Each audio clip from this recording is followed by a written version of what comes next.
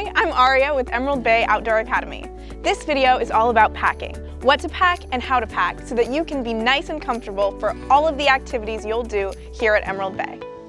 On our website, you'll find our packing list. Make sure you bring everything listed in the Essentials column. Let's head inside and see what we brought.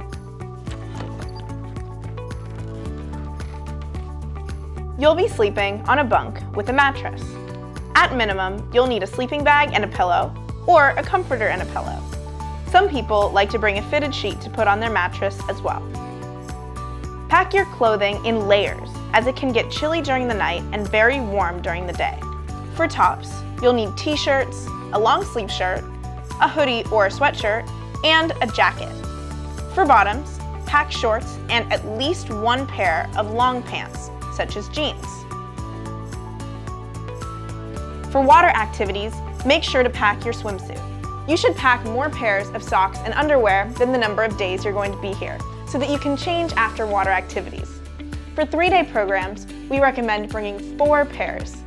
For 4-day programs, we recommend bringing 6 pairs. And for 5-day programs, bring 8 pairs. You'll be on your feet a lot. Bring a sturdy pair of shoes for hiking, sandals you can wear in the shower, and water shoes. We don't allow slides or flip-flops for water activities, so either pack water shoes, sandals with a back strap, or an old pair of shoes that can get wet, separate from your hiking shoes. You'll want to bring both a beach towel and a shower towel, as well as your toiletries. Please leave curling irons and other hair irons or plug-in items at home. Now, let's review our gear. Just like you need a backpack at school, you need a day pack to bring with you here at Emerald Bay. This day pack will help you carry all of the important things you'll need during your classes, including a reusable water bottle, sun protection, such as a hat, sunglasses, and sunscreen. Pack a journal or a notebook with a pen or a pencil. You'll use it in many of your courses.